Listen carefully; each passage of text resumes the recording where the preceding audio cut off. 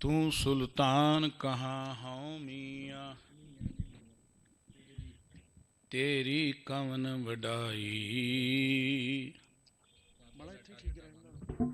ਜੋ ਤੂੰ ਦੇਹ ਸੋ ਕਹਾਂ ਸੁਆਮੀ, ਮੈਂ ਮੂਰਖ ਕਹਿਣ ਨ ਜਾਈ। ਕਹੋ ਤਲ ਗੁਰ ਸੇਵੀਐ, ਅਹਨਿਸ ਸਹਿਜ ਸੁਭਾਏ।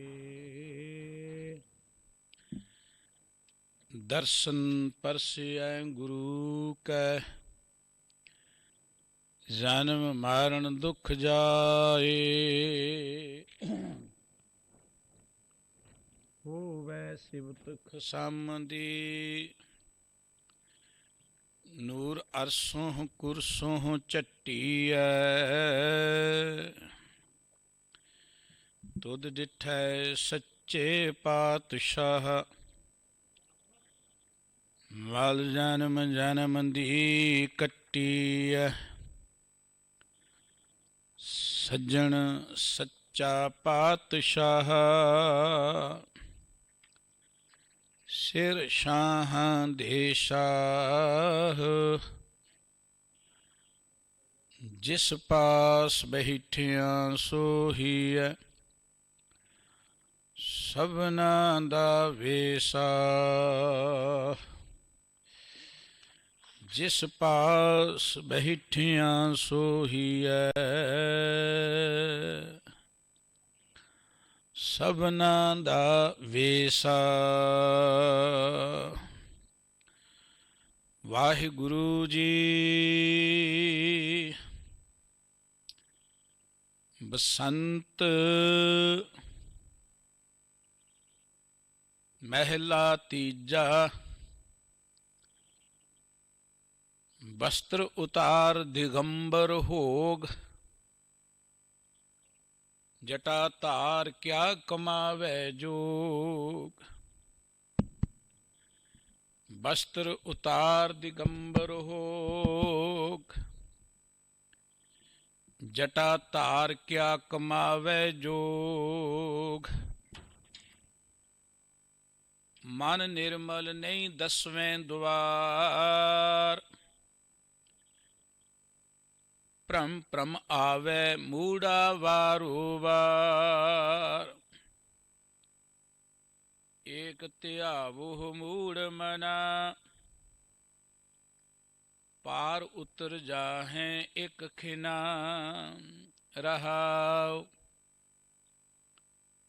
ਸਿਮਰਤ ਸ਼ਾਸਤਰ ਕਰਹਿ ਵਖਿਆਣ, ਨਾਦੀ ਬੇਦੀ ਪੜਹਿ ਪੁਰਾਣ।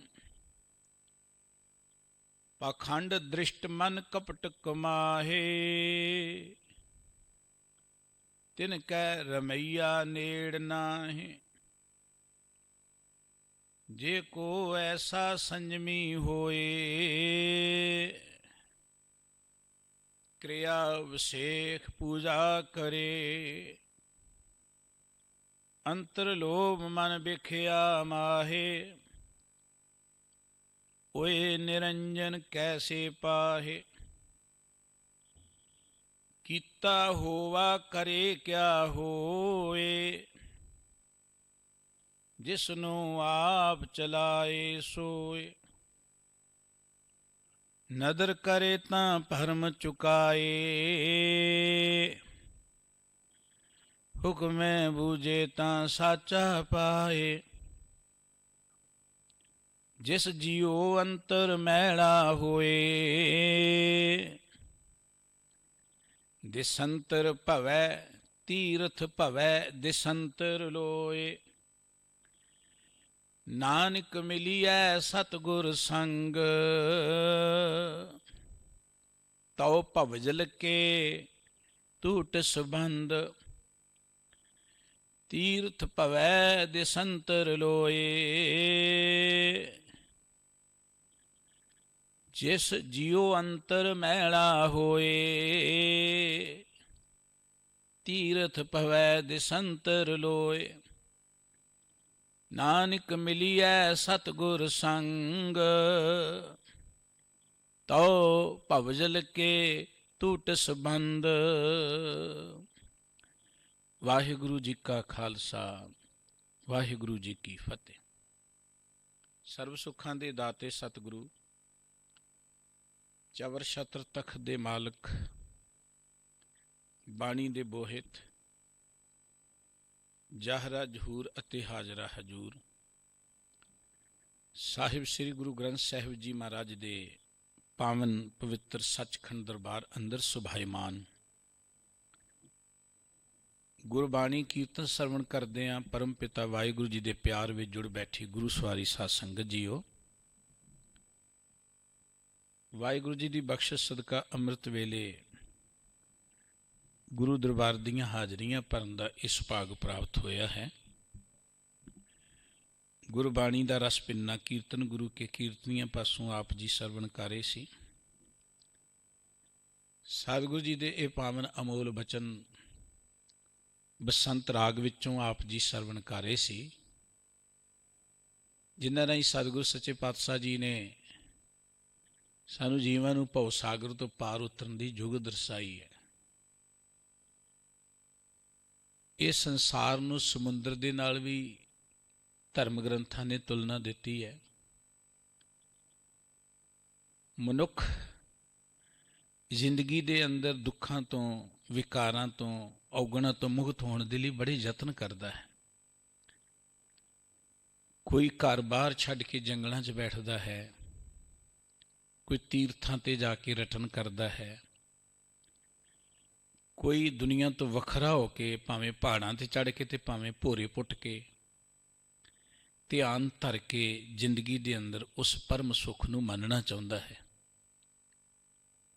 ਗੁਰਮਤਿ ਨੇ ਇੱਕ ਬੜਾ ਸੁੰਦਰ, ਇੱਕ ਬੜਾ ਉੱਤਮ ਮਾਰਗ ਦਿੱਤਾ ਹੈ।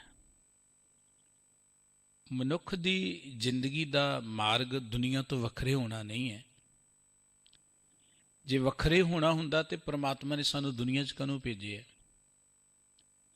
ਕਿਉਂਕਿ ਧਰਮ ਦੇ ਨਾਂ 'ਤੇ ਬਹੁਤ ਸਾਰੇ ਲੋਕ ਨੇ ਜਿਹੜੇ ਕਈ ਤਰੀਕਿਆਂ ਨਾਲ ਧਿਆਨ ਧਰ ਕੇ ਕਿਸੇ ਰਸ ਨੂੰ ਮੰਨਣ ਦੀ ਗੱਲ ਕਰਦੇ ਨੇ, ਦੁਨੀਆ ਤੋਂ ਵੱਖਰੇ ਹੋ ਜਾਂਦੇ ਨੇ। ਔਰ ਆਪਣੇ ਮੁਲਕ ਦੇ ਅੰਦਰ ਤਾਂ ਇੱਕੋ ਹੀ ਇੱਕ ਗੱਲ ਤਿਰੜਕਰਾਈ ਗਈ ਕਿ ਦੁਨੀਆ ਨਾਸਵੰਤ ਹੈ, ਇਹ ਸਭ ਮੋਹ ਮਾਇਆ ਹੈ, ਇਹਨੂੰ ਛੱਡ ਕੇ ਦੁਨੀਆ ਤੋਂ ਵੱਖਰੇ ਹੋ ਕੇ ਤੁਸੀਂ ਕਿਸੇ ਪਰਮ ਰਸ ਨੂੰ ਮਾਣ ਸਕਦੇ ਹੋ।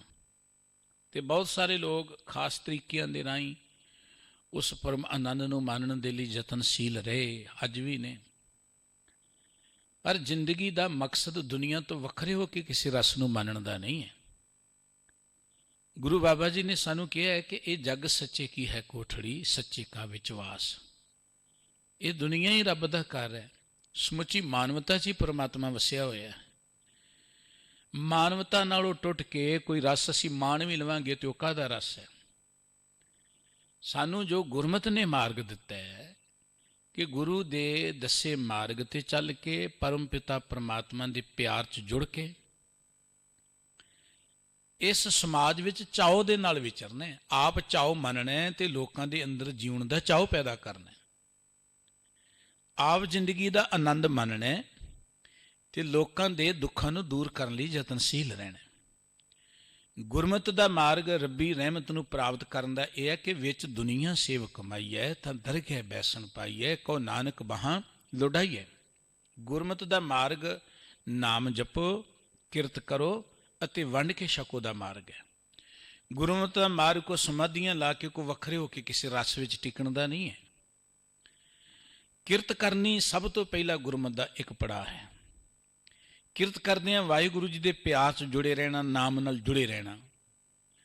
ਤੇ ਜੋ ਕੁਝ ਵੀ ਅਸੀਂ ਆਤਮਿਕ ਤੌਰ 'ਤੇ ਆਨੰਦ ਮਾਣਦੇ ਹਾਂ, ਜੋ ਕੁਝ ਵੀ ਅਸੀਂ ਸੰਸਾਰਕ ਤੌਰ 'ਤੇ ਸੁੱਖ ਮਾਣਦੇ ਹਾਂ ਜਾਂ ਪ੍ਰਾਪਤ ਕਰਦੇ ਹਾਂ, ਉਹਨੂੰ ਦੂਜਿਆਂ ਨਾਲ ਵੀ ਸ਼ੇਅਰ ਕਰਨਾ, ਦੂਜਿਆਂ ਦੇ ਅੰਦਰ ਵੀ ਜ਼ਿੰਦਗੀ ਦਾ ਉਚਾਓ ਪੈਦਾ ਕਰਨਾ, ਉਹ ਗਿਆਨ ਪੈਦਾ ਕਰਨਾ, ਇਹ ਗੁਰਮਤਿ ਦਾ ਮਾਰਗ ਹੈ।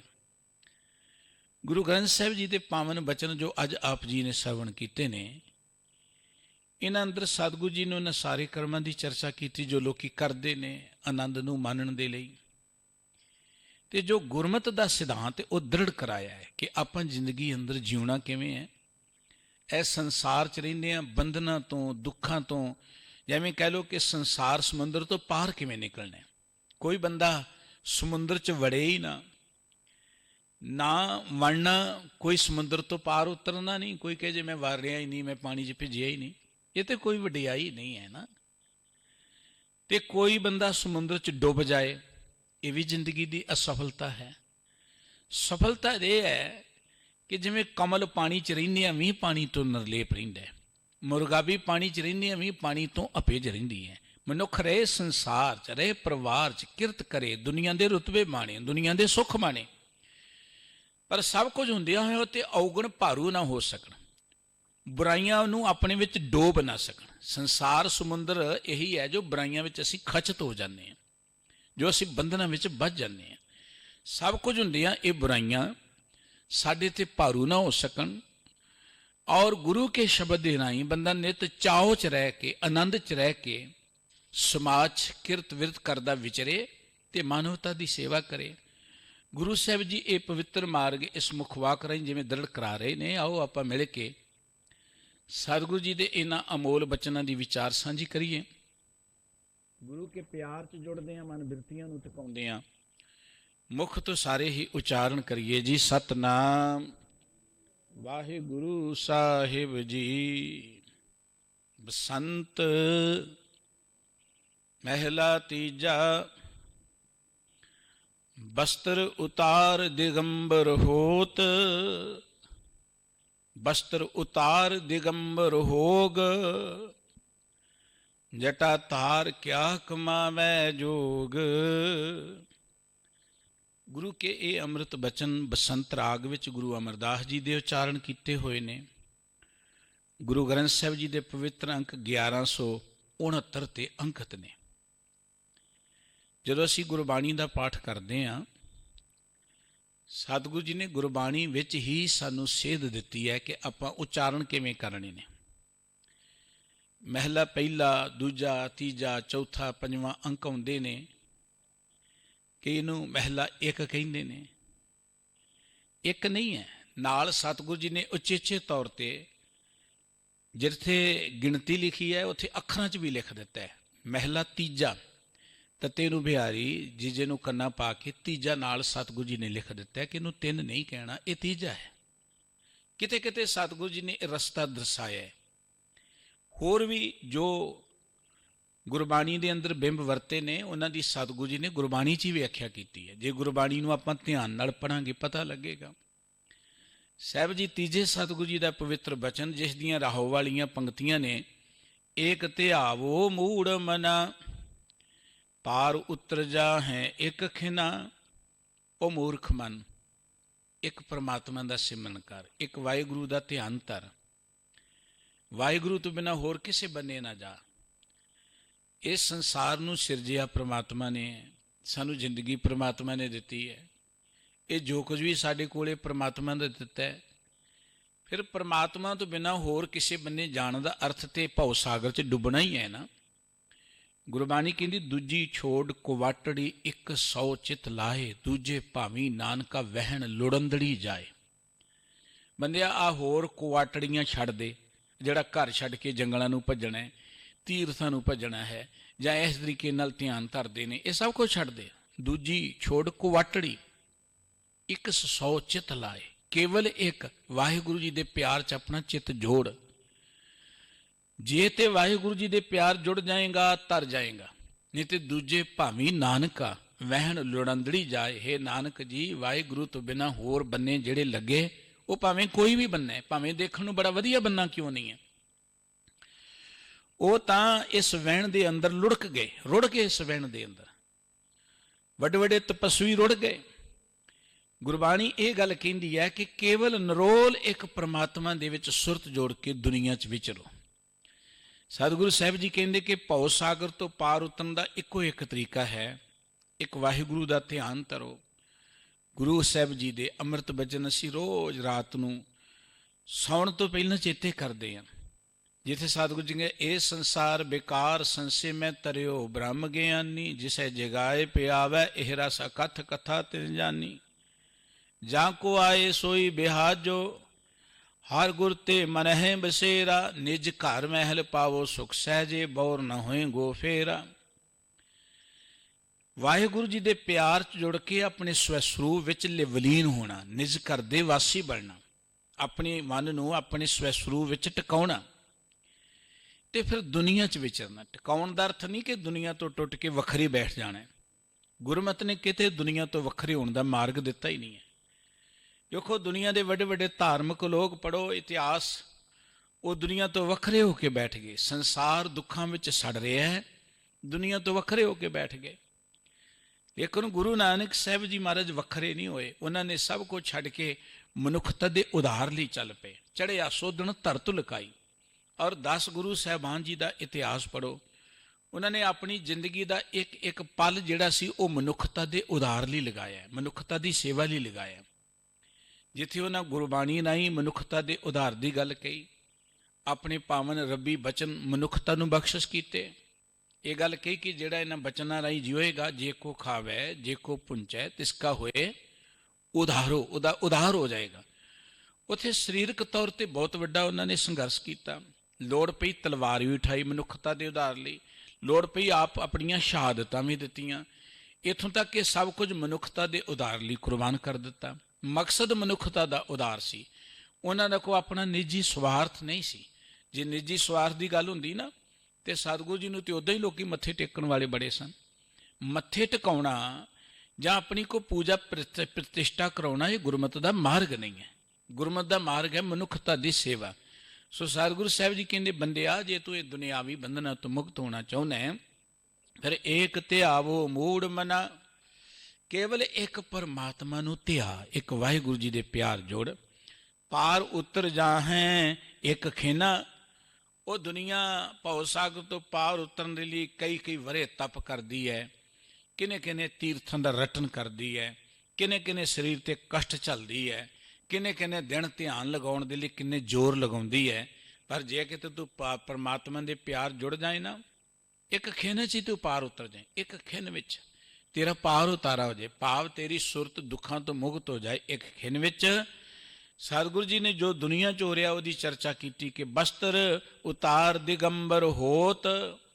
ਕੋਈ ਬੰਦਾ ਬਸਤਰ ਉਤਾਰ, ਆਪਣੇ ਬਸਤਰ ਉਤਾਰ ਦੇਵੇ।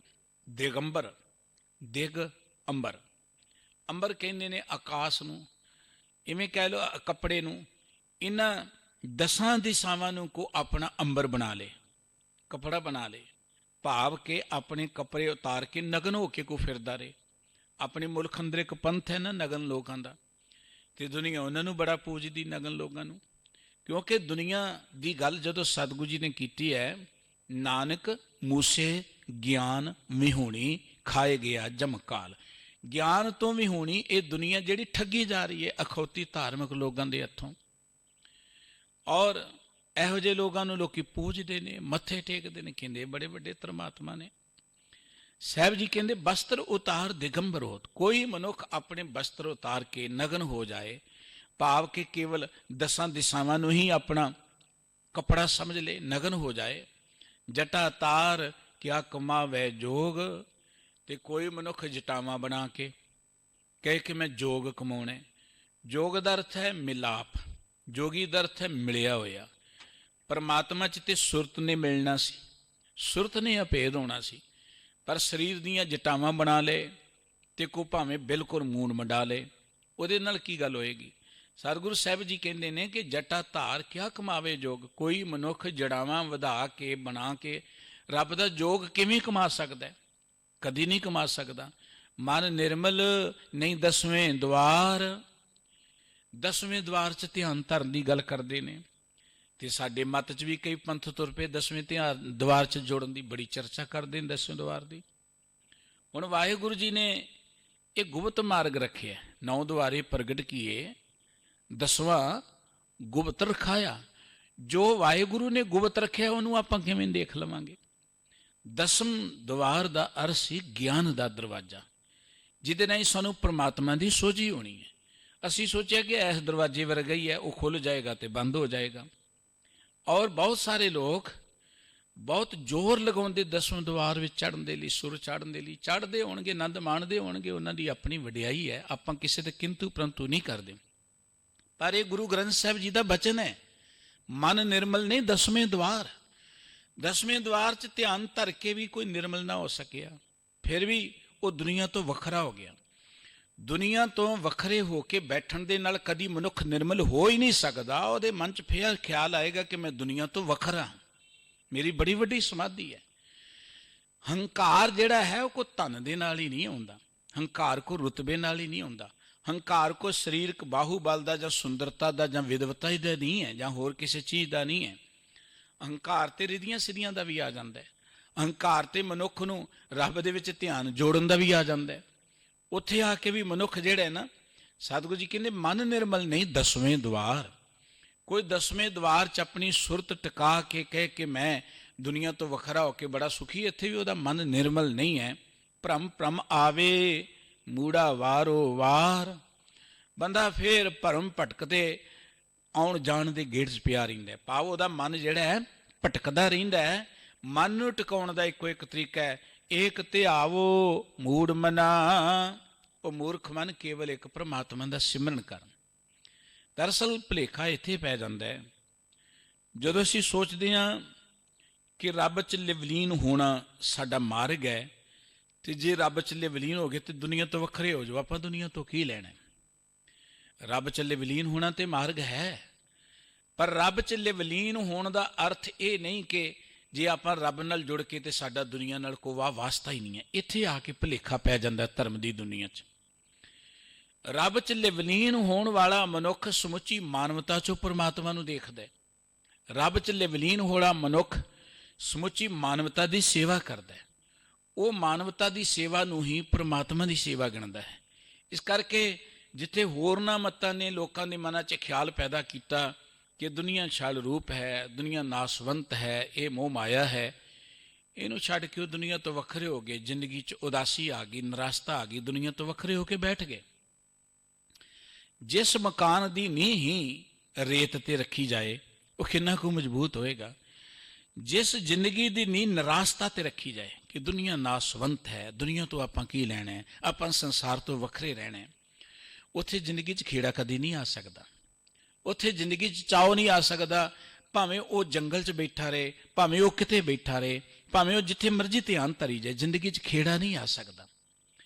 ਖੇੜਾ ਆਉਣ ਦਾ ਇੱਕੋ ਇੱਕ ਸਾਧਨ ਸਾਨੂੰ ਸਾਡੇ ਸਤਿਗੁਰੂ ਜੀ ਨੇ ਦਿੱਤਾ ਹੈ ਕਿ ਉਹ ਪਰਮਾਤਮਾ ਜਿਹੜਾ ਸਤ ਸੁਹਾਣ ਸਦਾ ਮਨ ਚਾਉ, ਉਹ ਪਰਮਾਤਮਾ ਜਿਹੜਾ ਸਦਾ ਚਾਉ 'ਚ ਰਹਿਣ ਵਾਲਾ ਹੈ, ਉਹਦੇ ਪਿਆਰ 'ਚ ਜੁੜ ਕੇ ਆਪ ਚਾਉ 'ਚ ਜੀਉ ਕੇ ਇਹ ਚਾਹ ਆਪਾਂ ਲੋਕਾਂ ਨੂੰ ਵੰਡਣਾ ਹੈ, ਇਹ ਚਾਹ ਲੋਕਾਂ ਦੇ ਦਿਲਾਂ 'ਚ ਪੈਦਾ ਕਰਨਾ ਹੈ।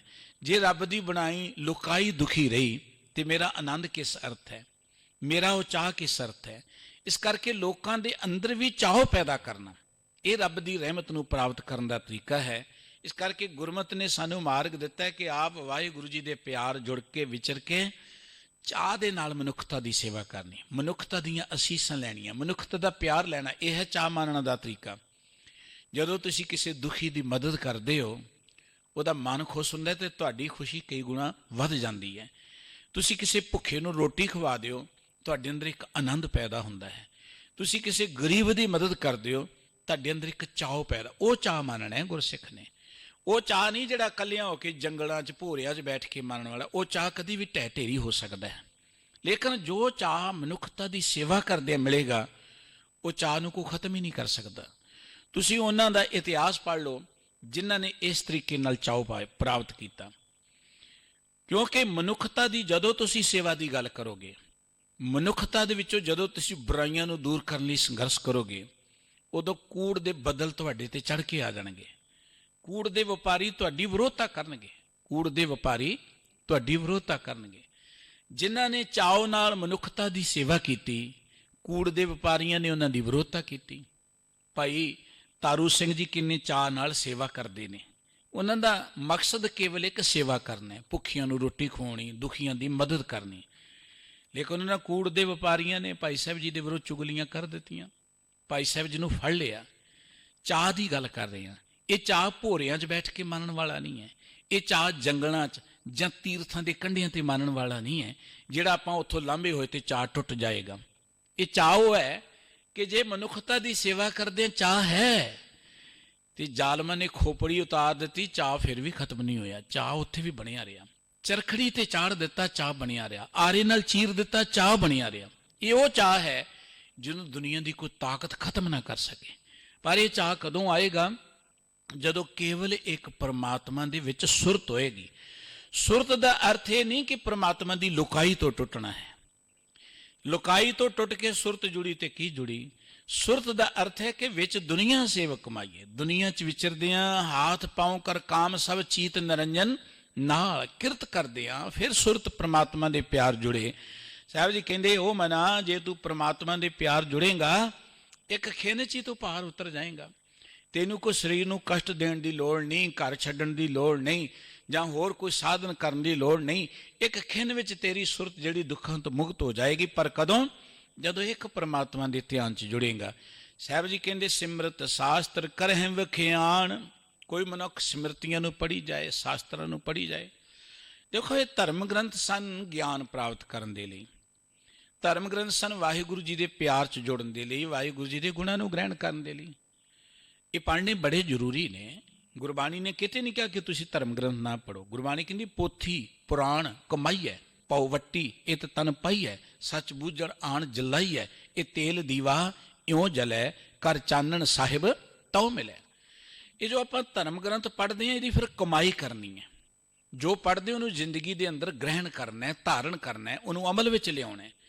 ਜੇ ਕੋਈ ਕਹੇ ਜੀ ਚਲੋ 31 ਵਾਰੀ ਪੜ੍ਹ ਲਓ, 51 ਵਾਰੀ ਪੜ੍ਹ ਲਓ, 101 ਵਾਰੀ ਪੜ੍ਹ ਲਓ ਭਾਈ, ਤੁਹਾਨੂੰ ਕੋਈ ਰੋਕਦਾ ਨਹੀਂ, ਤੁਹਾਡਾ ਅਧਿਕਾਰ ਹੈ, ਪੜ੍ਹੋ, ਆਜ਼ਾਦੀ ਹੈ। ਪਰ ਬਾਬਾ ਨਾਨਕ ਜੀ ਦੇ ਬਚਨ ਚੇਤੇ ਕਰ ਲਿਆ ਕਰੋ। ਪੜ੍ਹ ਪੜ੍ਹ ਗੱਡੀ ਲੱਦੀ ਹੈ, ਪੜ੍ਹ ਪੜ੍ਹ ਭਰੀਏ ਸਾਥ, ਪੜ੍ਹ ਪੜ੍ਹ ਬੇੜੀ ਪਾਈ ਹੈ, ਪੜ੍ਹ ਪੜ੍ਹ ਗੱਡੀਆਂ ਖਾਤ, ਪੜ੍ਹੀਏ ਜੇਤੇ ਬਰਸ ਬਰਸ, ਪੜ੍ਹੀਏ ਜੇਤੇ ਮਾਸ, ਪੜ੍ਹੀਏ ਜੇਤੀ ਆਰਜਾ, ਪੜ੍ਹੀਏ ਜੇਤੇ ਸਾਸ। ਸਾਰੀ ਜ਼ਿੰਦਗੀ ਪੜ੍ਹ ਲਓ ਤੁਸੀਂ, ਪੜ੍ਹਨ ਤੋਂ ਕੋਈ ਰੋਕਦਾ ਨਹੀਂ ਹੈ। ਪਰ ਮਕਸਦ ਹੈ ਕਿ ਪੜ੍ਹਦੇ ਕਾਹਦੇ ਲਈ? ਆਪਾਂ ਪੜ੍ਹਨ ਦਾ ਮਨੋਰਥ ਕੀ ਹੈ?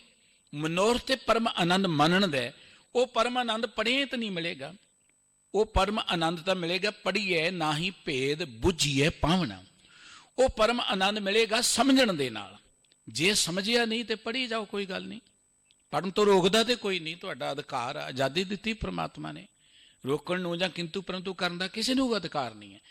ਲੇਕਿਨ ਮਸਲਾ ਤੇ ਆਨੰਦ ਮਾਣਨ ਦਾ ਹੈ। ਸਤਿਗੁਰੂ ਜੀ ਕਹਿੰਦੇ ਸਿਮਰਤ ਸ਼ਾਸਤਰ ਕਰੇ ਵਿਖਿਆਨ।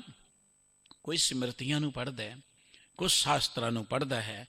ਨਾਦੀ ਬੇਦੀ ਪੜ੍ਹੇ ਪੁਰਾਣ, ਔਰ ਕੋਈ ਵੇਦ ਪੜ੍ਹਦਾ ਹੈ, ਕੋਈ ਹੋਰ ਨਾਦ ਦੀ ਗੱਲ ਕਰਦਾ ਹੈ, ਕੋਈ ਪੁਰਾਣ ਪੜ੍ਹਦਾ ਹੈ, ਕੋਈ ਕੁਰਾਨ ਪੜ੍ਹਦਾ ਹੈ। ਪਖੰਡ ਦ੍ਰਿਸ਼ਟ ਮਨ ਕਪਟ ਕਮਾਏ। ਜੇ ਪੜ੍ਹ ਕੇ ਵੀ ਮਨ ਵਿੱਚ ਕਪਟ ਹੈ। ਗੁਰੂ ਰਾਮਦਾਸ ਜੀ ਦਾ ਇੱਕ ਪਵਿੱਤਰ ਸ਼ੰਤ ਹੈ, ਰੋਜ਼ ਆਪਾਂ ਆਸਾ ਕੀ ਵਾਰ ਸਰਵਣ ਕਰਦੇ ਹਾਂ। ਕੋਈ ਗਾਵੇ ਰਾਗੀ ਨਾਦੀ ਬੇਦੀ ਬਹੁ ਭਾਂਤ ਕਰ, ਨਹੀਂ ਹਰ ਹਰ ਪੀਜੇ ਰਾਮ ਰਾਜੇ।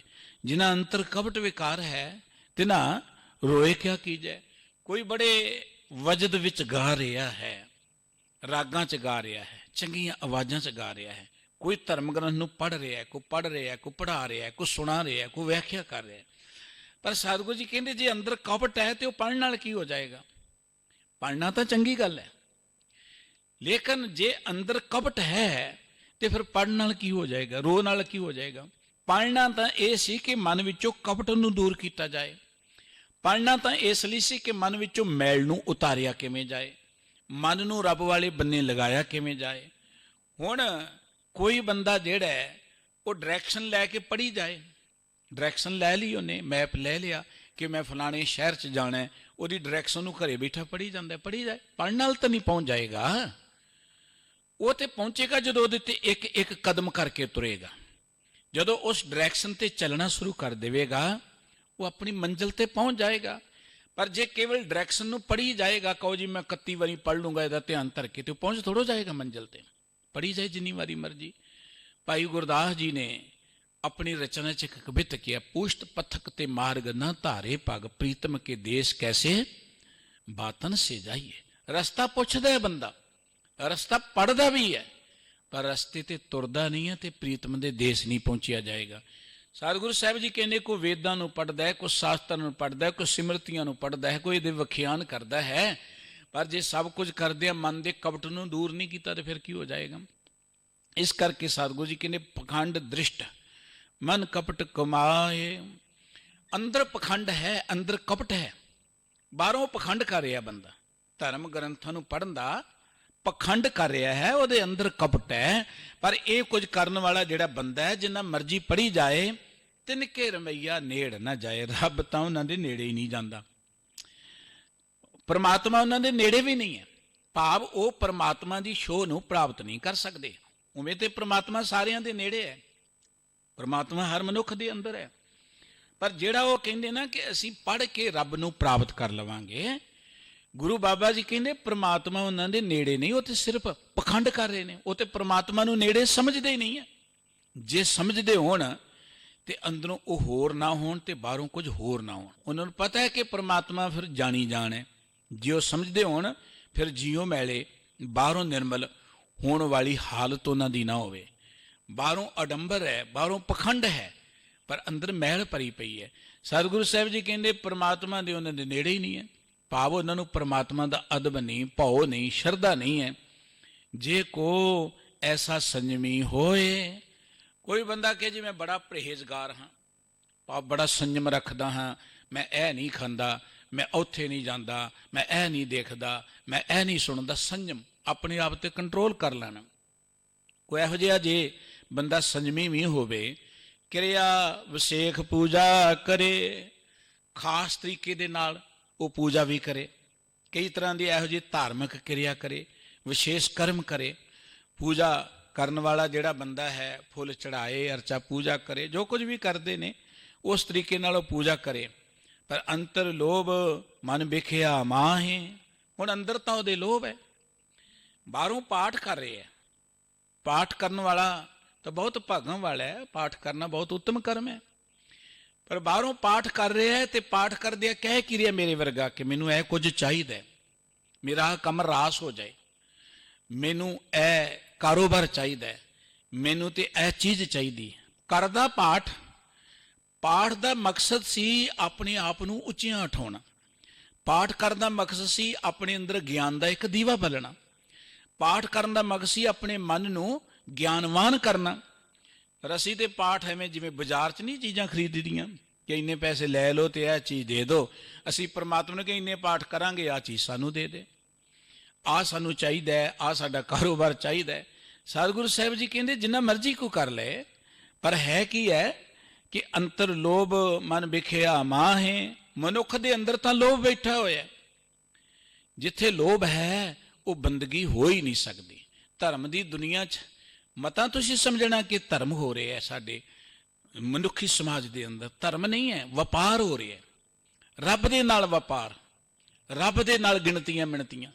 ਰੱਬ ਨੂੰ ਕਹਿੰਦੇ ਇੰਨੇ ਪਾਠ ਕਰਾਂਗੇ, ਇਹ ਕੋਈ ਦੇ ਦੇ, ਤੁਸੀਂ ਇਹ ਕੋਈ ਦਿੱਤਾ, ਇਹਦੀ ਖੁਸ਼ੀ ਇੰਨੇ ਪਾਠ ਕਰ ਦਿੰਦੇ ਆ। ਪਾਠ ਕਰਨਾ ਤਾਂ ਚੰਗੀ ਗੱਲ ਹੈ, ਪਰ ਮਸਲਾ ਇਹ ਪਿਆਰ ਨਹੀਂ ਹੈ, ਇਹ ਵਪਾਰ ਹੈ। ਬਾਬਾ ਫਰੀਦ ਸਾਹਿਬ ਜੀ ਨੇ ਕਿਹਾ ਸੀ, ਜਾਨ ਲੱਭ ਤਾਂ ਨੇਹੋ ਕਿਹਾ, ਲੱਭ ਤਾਂ ਕੂੜਾ ਨੇਹੋ, ਕਿਚਰ ਝੱਤ ਲੰਘਾਈ ਹੈ, ਛੱਪਰ ਟੁੱਟੇ ਮੇਹੋ। ਕਹਿਣ ਲੱਗੇ ਜੇ ਲੋਭ ਹੈ ਤੇ ਕੂੜਾ ਨੇ ਹੈ, ਇਹ ਵਪਾਰ ਨਹੀਂ ਹੈ। ਪਰਮਾਤਮਾ ਨੂੰ ਕੇਵਲ ਪਾਠ ਕੀਤਿਆਂ ਨਹੀਂ, ਪਰਮਾਤਮਾ ਨੂੰ ਕੇਵਲ ਜੰਗਲਾਂ 'ਚ ਬੈਠਿਆਂ ਨਹੀਂ, ਪਰਮਾਤਮਾ ਦੇ ਆਨੰਦ ਨੂੰ ਤੀਰਥਾਂ ਤੇ ਬੈਠਿਆਂ ਨਹੀਂ, ਪਰਮਾਤਮਾ ਦੇ ਆਨੰਦ ਨੂੰ ਮਾਣਨ ਦਾ ਤਰੀਕਾ ਜੋ ਗੁਰਮਤਿ ਨੇ ਦਿੱਤਾ, ਉਹ ਦਿੱਤਾ ਪਿਆਰ। ਗੁਰੂ ਕੇ ਅੰਮ੍ਰਿਤ ਬਚਨ ਅਸੀਂ ਰੋਜ਼ ਪੜ੍ਹਦੇ, ਕਹਾਂ ਪੇ ਹੋ ਜੋ ਦੋ ਲੋਚਨ ਮੂੰਦ ਕਹਿ ਬੈਠ ਰਹੇ ਹੋ ਬਕ ਧਿਆਨ ਲਗਾਇਓ। ਕੀ ਹੋ ਗਿਆ ਜੇ ਕੋਈ ਅੱਖਾਂ ਮੀਟ ਕੇ ਬੈਠ ਗਿਆ? ਅਸੀਂ ਅੱਖਾਂ ਮੀਟਣ ਵਾਲੇ ਨੂੰ ਬੜਾ ਸਤਿਕਾਰਤ ਨਜ਼ਰਾਂ ਨਾਲ ਦੇਖਦੇ ਹਾਂ, ਚੰਗੀ ਗੱਲ ਹੈ। ਪਰ ਸਤਿਗੁਰੂ ਜੀ ਕਹਿੰਦੇ ਕਹਾਂ ਪੇ ਹੋ ਜੋ ਦੋ ਲੋਚਨ ਮੂੰਦ ਕਹਿ ਬੈਠ ਰਹੇ ਹੋ ਬਕ ਧਿਆਨ ਲਗਾਇਓ। ਕੀ ਹੋ ਗਿਆ ਜੇ ਕੋਈ ਅੱਖਾਂ ਮੀਟ ਕੇ ਬੈਠ ਗਿਆ? ਇਹ ਗੁਰੂ ਕਲਗੀਧਰ ਪਾਤਸ਼ਾਹ ਕਹਿੰਦੇ ਕਹਾਂ ਪੇ ਹੋ, ਕੀ ਹੋ ਗਿਆ ਜੇ ਅੱਖਾਂ ਮੀਟ ਕੇ ਕੋਈ ਬਗਲੇ ਵਾਂਗੂ ਬੈਠ ਗਿਆ? ਬਗਲੇ ਵਾਂਗੂ ਦਾ ਅਰਥ ਕਿ ਅੰਦਰ ਕੁਝ ਹੋਰ ਹੈ ਤੇ ਬਾਹਰੋਂ ਕੁਝ ਹੋਰ ਹੈ। ਅੰਦਰ ਕੁਝ ਹੋਰ ਹੀ ਚੱਲ ਰਿਹਾ ਹੈ, ਅੰਦਰ ਦੁਨੀਆ ਘੁੰਮ ਰਹੀ ਹੈ, ਸੰਸਾਰ ਘੁੰਮ ਰਿਹਾ, ਮਾਇਆ 'ਚ ਘੁੰਮ ਰਿਹਾ, ਲੋਭ 'ਚ ਘੁੰਮ ਰਿਹਾ, ਤੇ ਬਾਹਰੋਂ ਅੱਖਾਂ ਮੀਟੀਆਂ। ਅੱਖਾਂ ਮੀਟਣ ਨਾਲ ਕੋਈ ਭਗਤ ਨਹੀਂ ਬਣ ਜਾਏਗਾ। ਭਗਤ ਤਾਂ ਉਹ ਵੀ ਨੇ ਜਿਹੜੇ ਮਨੁੱਖਤਾ ਦੀ ਹੱਥੀ ਸੇਵਾ ਕਰਦੇ ਹੋ, ਰੱਬ ਦੇ ਸਗੋਂ ਬਹੁਤਾ ਪਿਆਰ ਲੈ ਲੈਂਦੇ ਨੇ। ਕਹਾਂ ਪਿਓ ਜੋ ਦੋ ਲੋਚਨ ਮੂੰਦ ਕਹਿ ਬੈਠ ਰਹੇ ਹੋ ਬਕ ਧਿਆਨ ਲਗਾਇਓ। ਨਹਾਤ ਫਿਰਿਓ ਲੀਏ ਸਾਤ ਸਮੁੰਦਰਨ। ਕੀ ਹੋ ਗਿਆ ਜੇ ਕੋਈ ਸੱਤਾਂ ਸਮੁੰਦਰਾਂ ਤੇ ਨਹਾ ਲੇ, ਠਾਠਾਂ ਤੀਰ, ਕੀ ਹੋ ਜਾਏਗਾ?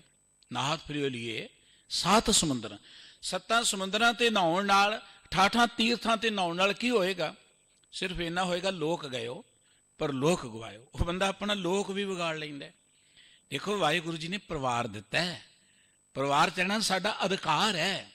ਵਾਹਿਗੁਰੂ ਜੀ ਨੇ ਘਰ ਦਿੱਤਾ ਹੈ, ਘਰ 'ਚ ਰਹਿਣਾ ਸਾਡਾ ਅਧਿਕਾਰ ਹੈ। ਵਾਹਿਗੁਰੂ ਜੀ ਨੇ ਕਾਰੋਬਾਰ ਦਿੱਤੇ ਨੇ, ਕਿਰਤ ਕਰਨਾ ਸਾਡਾ ਅਧਿਕਾਰ ਹੈ, ਸਾਡੀ ਡਿਊਟੀ ਹੈ। ਡਿਊਟੀ ਦੁਨੀਆ ਤੋਂ ਭੱਜਣਾ ਨਹੀਂ ਹੈ। ਮਨੁੱਖ ਨੂੰ ਕੁਝ ਕਰਨ ਲਈ ਭੇਜਿਆ ਪ੍ਰਮਾਤਮਾ ਨੇ, ਕੁਝ ਕਰਨ ਦੇ ਲਈ। ਇਹ ਕਿਰਤ ਪੈਸੇ ਇਕੱਠੇ ਕਰਨ ਲਈ ਨਹੀਂ ਹੈ, ਇਹ ਕਿਰਤ ਪੈਸੇ ਇਕੱਤਰ ਕਰਨ ਲਈ ਨਹੀਂ ਹੈ। ਇਹ ਕਿਰਤ ਜ਼ਿੰਦਗੀ ਦਾ ਆਨੰਦ ਮਾਣਨ ਦੇ ਲਈ ਹੈ। ਇਹ ਕਿਰਤ ਕੁਝ ਸਿੱਖਣ ਲਈ ਹੈ, ਕੁਝ ਜਾਣਨ ਲਈ ਹੈ। ਪਰ ਰੌਲਾ ਤੇ ਇੱਥੇ ਪੈ ਗਿਆ, ਕੁਝ ਲੋਕ ਜਿਹੜੇ ਨੇ ਉਹ ਦੁਨੀਆ ਨੂੰ ਛੱਡ ਕੇ ਜੰਗਲਾਂ 'ਚ ਬੈਠਣ ਨੂੰ ਕਹਿੰਦੇ ਅਸੀਂ ਬੜੇ ਮਹਾਨ ਬਣ ਗਏ ਹਾਂ, ਤੇ ਕੁਝ ਲੋਕ ਜਿਹੜੇ ਨੇ ਉਹ ਦੁਨੀਆ ਦੇ ਧਨ ਨੂੰ ਇਕੱਠਿਆਂ ਕਰਕੇ ਕਹਿੰਦੇ ਅਸੀਂ ਬੜੇ ਮਹਾਨ ਬਣ ਗਏ ਹਾਂ। ਦੋਵੇਂ ਹੀ ਖੁੰਝ ਗਏ। ਬੜਾ ਵਧੀਆ ਮਾਰਗ ਹੈ ਗੁਰਮਤਿ ਦਾ ਕਿ ਦੁਨੀਆ ਤੋਂ ਵੱਖਰੇ ਵੀ ਨਹੀਂ ਰਹਿਣਾ ਤੇ ਦੁਨੀਆ 'ਚ ਜੱਫੇ ਵੀ ਨਹੀਂ ਮਾਰਨੇ।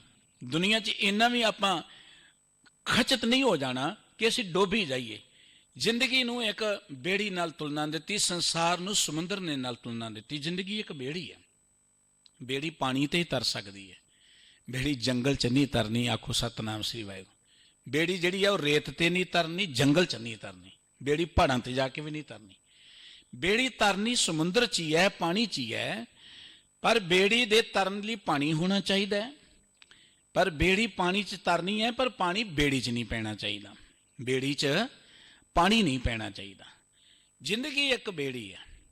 ਇਹ ਜ਼ਿੰਦਗੀ ਜਿਹੜੀ ਹੈ ਨਾ, ਪਰਿਵਾਰ ਤੋਂ ਬਿਨਾਂ ਨਹੀਂ ਬਤੀਤ ਹੋ ਸਕਦੀ। ਦੁਨੀਆ ਤੋਂ ਬਿਨਾਂ ਜ਼ਿੰਦਗੀ ਦਾ ਆਨੰਦ ਨਹੀਂ ਅਸੀਂ ਮਾਣ ਸਕਦੇ। ਜਿਹੜੇ ਬੈਠੇ ਨੇ ਮੁਬਾਰਕ ਹੈ, ਬੈਠੇ ਰਹਿਣ, ਕਿਸੇ ਦੀ ਕੋਈ ਵਿਰੋਧਤਾ ਨਹੀਂ ਹੈ। ਪਰ ਜਿਹਨੂੰ ਆਪਾਂ ਜ਼ਿੰਦਗੀ ਦਾ ਪਰਮ ਆਨੰਦ ਕਹਿੰਦੇ ਆ, ਉਹਦੇ ਤੋਂ ਤਾਂ ਵਾਂਝੇ ਰਹਿ ਗਏ ਨਾ। ਜੰਗਲਾਂ 'ਚ ਇਕੱਲੇ ਬੈਠੇ ਜ਼ਿੰਦਗੀ ਬਤੀਤ ਕਰਤੀ। ਆਪਣਾ ਹੀ ਜੇ ਉਹਨਾਂ ਨੇ ਕੋਈ ਆਨੰਦ ਮਾਣ ਲਿਆ ਹੋਏਗਾ ਤਾਂ ਕੀ ਹੈ? ਆਪਣੇ ਜੋਗਾ ਜਿਉਣਾ ਕੋਈ ਜ਼ਿੰਦਗੀ ਨਹੀਂ ਹੈ, ਦੂਜਿਆਂ ਲਈ ਜਿਉਣਾ ਜ਼ਿੰਦਗੀ ਹੈ। ਇਸ ਕਰਕੇ ਸਤਿਗੁਰੂ ਜੀ ਕਹਿੰਦੇ ਲੋਕ ਗਇਓ। ਪਹਿਲੀ ਗੱਲ ਤੇ ਉਹਨਾਂ ਆਪਣਾ ਲੋਕ ਹੀ ਵਿਗਾੜ ਦਿੱਤਾ। ਪਰਿਵਾਰ 'ਚ ਰਹਿਣਾ, ਘਰ 'ਚ ਰਹਿਣਾ, ਕਾਰੋਬਾਰ 'ਚ ਰਹਿਣਾ, ਇਹ ਸਾਡਾ ਲੋਕ ਹੈ। ਸੋਹਣੇ ਘਰ ਹੋਣੇ ਚਾਹੀਦੇ ਨੇ, ਸੋਹਣੇ ਕਾਰੋਬਾਰ ਹੋਣੇ ਚਾਹੀਦੇ ਨੇ। ਇਹ ਰਾਜ ਗੱਦੀਆਂ ਤੇ ਬੰਦਾ ਬੈਠਾ ਹੋਣਾ ਚਾਹੀਦਾ। ਧਰਮੀ ਬੰਦਾ ਰਾਜ ਗੱਦੀਆਂ ਤੇ ਬੈਠ ਕੇ ਧਰਮ ਕਮਾਏਗਾ। ਅੱਜ ਸਮਾਜ ਦੇ ਡੁੱਬਣ ਦਾ, ਨਿਗਰਨ ਦਾ ਕਾਰਨ ਇਹ ਹੈ ਕਿ ਧਰਮ ਦੀ ਵਿਆਖਿਆ ਇਹ ਕੀਤੀ ਗਈ ਕਿ ਆਪਾਂ ਕੀ ਲੈਣਾ ਜੀ ਰਾਜਨੀਤੀ ਕੋਲੋਂ, ਆਪਾਂ ਕੀ ਲੈਣਾ ਰਾਜਨੀਤੀ ਚੋਂ। ਇੱਥੇ ਆ ਕੇ ਆਪਾਂ ਖੁੰਝ ਗਏ। ਫਿਰ ਅਸੀਂ ਚੋਰਾਂ ਲਈ ਮੈਦਾਨ ਖਾਲੀ ਕਰ ਦਿੱਤਾ, ਠੱਗਾਂ ਲਈ, ਉਹਨਾਂ ਗੁੰਡਿਆਂ ਲਈ ਮੈਦਾਨ ਖਾਲੀ ਕਰਤਾ। ਤੁਸੀਂ ਰੱਜ ਕੇ ਦੁਨੀਆ ਨੂੰ ਲੁੱਟ ਲਓ, ਆਪਾਂ ਕੀ ਲੈਣਾ ਦੁਨੀਆ ਤੋਂ।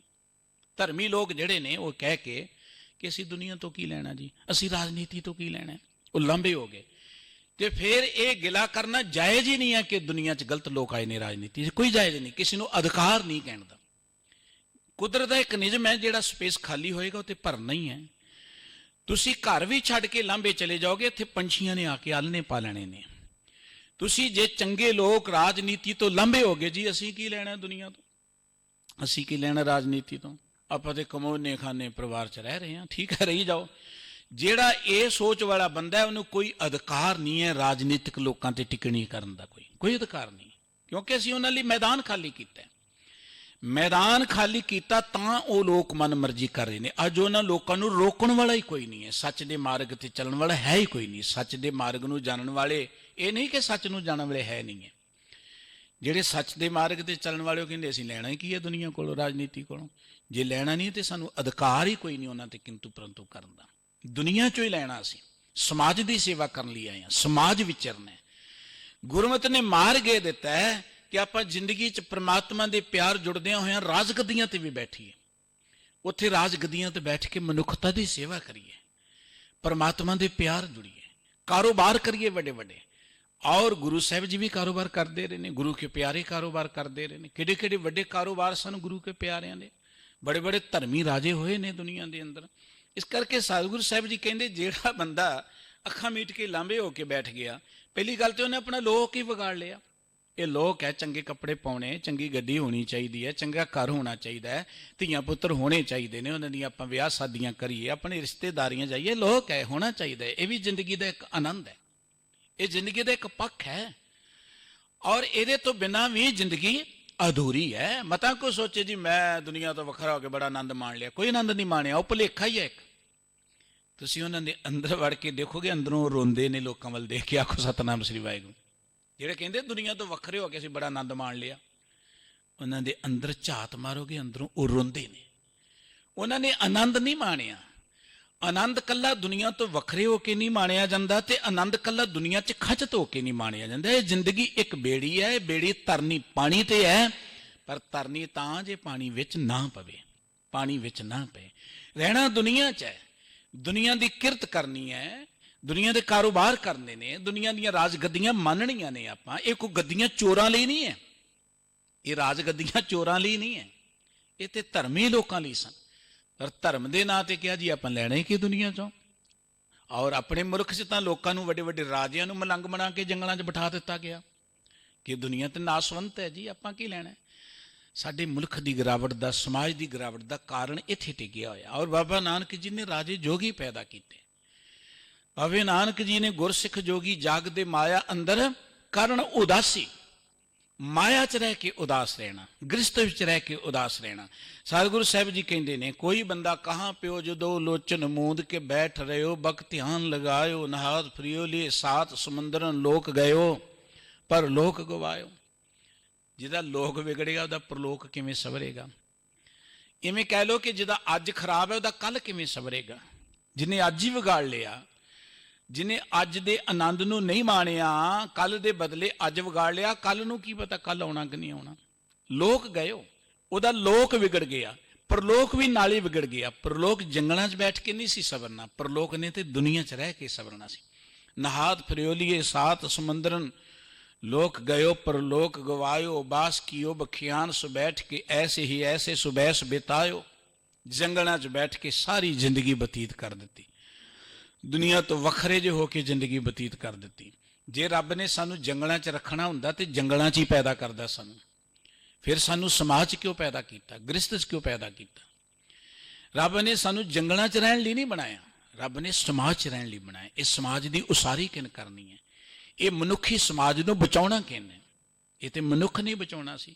ਤੇ ਜਿਹਨੂੰ ਕਿਤੇ ਮਾੜਾ ਜਿਹਾ ਗਿਆਨ ਹੋਣ ਕਹਿੰਦਾ ਜੀ ਆਪਾਂ ਲੈਣਾ ਹੀ ਕੀ ਹੈ ਸਮਾਜ ਕੋਲੋਂ, ਆਪਾਂ ਜੀ ਦੁਨੀਆਦਾਰੀ 'ਚੋਂ ਕੀ ਲੈਣਾ। ਸਤਿਗੁਰੂ ਜੀ ਕਹਿੰਦੇ, ਸਾਚ ਕਹੂੰ ਸੁਣ ਲਿਓ ਸਬੈ, ਜਿਨ ਪ੍ਰੇਮ ਕੀਓ ਤਿਨ ਹੀ ਪ੍ਰਭ ਪਾਇਓ। ਵੀ ਤੁਹਾਨੂੰ ਇੱਕ ਗੱਲ ਸੱਚ ਕਹਿਣਾ ਮੈਂ, ਉਹ ਹੈ ਕਿ ਜਿਹੜਾ ਪਿਆਰ ਕਰੇਗਾ ਰੱਬ ਉਹਨੂੰ ਮਿਲਣਾ, ਅੱਖਾਂ ਮੀਟੀਆਂ ਨਹੀਂ ਮਿਲਣਾ, ਜੰਗਲਾਂ 'ਚ ਬੈਠਿਆਂ ਨਹੀਂ ਮਿਲਣਾ। ਜਿਨ ਪ੍ਰੇਮ ਕੀਓ, ਪ੍ਰੇਮ ਦਾ ਅਰਥ ਹੁਣ ਪ੍ਰੇਮ ਕਰਨਾ ਕਿਹਨੂੰ ਹੈ। ਪਰਮਾਤਮਾ ਹੈ ਕਿੱਥੇ ਹੈ ਜਿੱਥੇ ਪ੍ਰੇਮ ਕਰਨਾ ਹੈ। ਪਰਮਾਤਮਾ ਕੋਈ ਆਕਾਸ਼ ਤਾਂ ਨਹੀਂ ਬੈਠਾ ਹੋਇਆ, ਪਰਮਾਤਮਾ ਕੋਈ ਜੰਗਲ 'ਚ ਤਾਂ ਨਹੀਂ ਬੈਠਾ, ਪਰਮਾਤਮਾ ਕੋਈ ਕਿਸੇ ਧਰਮ ਸਥਾਨ ਤੇ ਤਾਂ ਨਹੀਂ ਕੈਦ ਕੀਤਾ ਹੋਇਆ। ਕਿਹਨੂੰ ਕਰਨਾ ਹੈ ਪਿਆਰ। ਜਤਰ ਤਤਰ ਦਿਸ਼ਾ ਵਿਸ਼ਾ ਹੋ ਫੈਲਿਓ ਅਨੁਰਾਗ। ਸਮੁੱਚੀ ਮਾਨਵਤਾ 'ਚ ਪਰਮਾਤਮਾ ਰਮਿਆ ਹੋਇਆ। ਸਭ ਮੈਂ ਜੋਤ ਜੋਤ ਹੈ ਸੋਏ। ਹਰ ਮਨੁੱਖ ਦੇ ਅੰਦਰ ਰੱਬੀ ਜੋਤ ਹੈ। ਮੰਦਾ ਕਿਸ ਨੂੰ ਆਖੀ ਜਾਂ ਤਿਸ ਬਿਨ ਕੋਈ ਨਾ ਹੈ। ਜਦੋਂ ਪ੍ਰਮਾਤਮਾ ਤੋਂ ਬਿਨਾਂ ਕੋਈ ਹੈ ਹੀ ਨਹੀਂ ਤੇ ਮਾੜਾ ਕਿਹਨੂੰ ਕਹੀਏ। ਸਾਰਿਆਂ ਨੂੰ ਪਿਆਰ ਕਰਨਾ ਹੀ ਪ੍ਰਮਾਤਮਾ ਦਾ ਪਿਆਰ ਹੈ। ਮਨੁੱਖਤਾ ਦੀ ਸੇਵਾ ਹੀ ਪ੍ਰਮਾਤਮਾ ਦੀ ਸੇਵਾ ਹੈ। ਇਸ ਕਰਕੇ ਸਤਿਗੁਰੂ ਸਾਹਿਬ ਜੀ ਕਹਿੰਦੇ, ਕੋਈ ਬੰਦਾ ਭਾਵੇਂ ਸਿਮਰਤੀਆਂ ਨੂੰ ਪੜ੍ਹੀ ਜਾਏ ਤੇ ਭਾਵੇਂ ਸ਼ਾਸਤਰਾਂ ਨੂੰ ਪੜ੍ਹੀ ਜਾਏ, ਭਾਵੇਂ ਹੋਰ ਜੋ ਕੁਝ ਮਰਜ਼ੀ ਕਰੀ ਜਾਏ, ਪਰ ਅੰਤਰ ਲੋਭ ਮਨ ਵਿਖਿਆ ਮਾਹੇ। ਉਹਦੇ ਅੰਦਰ ਲੋਭ ਹੈ, ਉਹਦਾ ਮਨ ਤੇ ਅੰਦਰੋਂ ਵਿਖਿਆ 'ਚ ਹੀ ਜੁੜਿਆ, ਮਾਇਆ 'ਚ ਹੀ ਜੁੜਿਆ, ਸੰਸਾਰ 'ਚ ਹੀ ਜੁੜਿਆ। ਬਾਹਰੋਂ ਉਹ ਧਰਮ ਗ੍ਰੰਥ ਪੜ੍ਹ ਰਿਹਾ ਪਰ ਅੰਦਰ ਉਹਦੀ ਬਿਰਤੀ ਜਿਹੜੀ ਮਾਇਆ 'ਚ ਹੈ। ਬਾਹਰੋਂ ਪਾਠ ਕਰ ਰਿਹਾ, ਬਹੁਤ ਪਾਠ ਕਰ ਰਿਹਾ, ਪਰ ਅੰਦਰ ਸੁਰਤ ਵਿੱਚ ਤਾਂ ਦੁਨੀਆ ਹੀ ਵਸੀ ਹੋਈ ਹੈ। ਬਾਬਾ ਨਾਨਕ ਜੀ ਨੇ ਜਿਹੜੀ ਗੱਲ ਕਹੀ ਸੀ ਨਾ, ਸੁਲਤਾਨਪੁਰ ਦੇ ਨਵਾਬ ਨੂੰ, ਤੇ ਪੜ੍ਹਦਾ ਤੂੰ ਨਮਾਜ਼ ਹੈ, ਸੁਰਤ ਤੇਰੀ ਕਾਬਲ ਕੰਧਾਰ 'ਚ ਘੁੰਮ ਰਹੀ ਹੈ। ਤੇ ਬਾਬਾ ਨਾਨਕ ਜੀ ਜੇ ਅੱਜ ਸਾਡੀ ਦਿਲਾਂ ਦੀ ਕਿਤੇ ਹਿਸਟਰੀ ਸਾਨੂੰ ਦੱਸ ਦੇਣ ਤੇ ਬੜਾ ਤਗੜਾ ਗ੍ਰੰਥ ਬਣ ਜਾਏਗਾ। ਤੇ ਬੈਠੇ ਆਪਾਂ ਗੁਰੂ ਦੀ ਹਜ਼ੂਰੀ 'ਚ ਨੇ ਤੇ ਸੁਰਤ ਕਿੱਥੇ ਹੁੰਦੀ ਹੈ। ਪੜ੍ਹਦੇ ਮੁਖ ਤੋਂ ਜਪਜੀ ਸਾਹਿਬ ਜਾਂ ਸੁਖਮਨੀ ਸਾਹਿਬ ਤੇ ਸੁਰਤ ਕਿੱਥੇ ਹੁੰਦੀ ਹੈ। ਆਪਾਂ ਅੰਦਰੋਂ ਮੰਗਦੇ ਕੀ ਆ, ਮੰਗਦੇ ਸਾਡਾ ਧਿਆਨ ਕਿੱਥੇ ਟਿਕਿਆ ਹੁੰਦਾ। ਧਿਆਨ ਬਾਣੀ 'ਚ ਤਾਂ ਨਹੀਂ, ਧਿਆਨ ਤੇ ਉਸ ਚੀਜ਼ 'ਚ ਜਿਹੜੀ ਅਸੀਂ ਮੰਗਦੇ ਹਾਂ। ਕਾਰੋਬਾਰ ਰੁਕ ਗਿਆ ਜੀ, ਚੱਲ ਜੇ ਕਾਰੋਬਾਰ 'ਚ ਜੁੜਿਆ ਹੋਇਆ ਧਿਆਨ।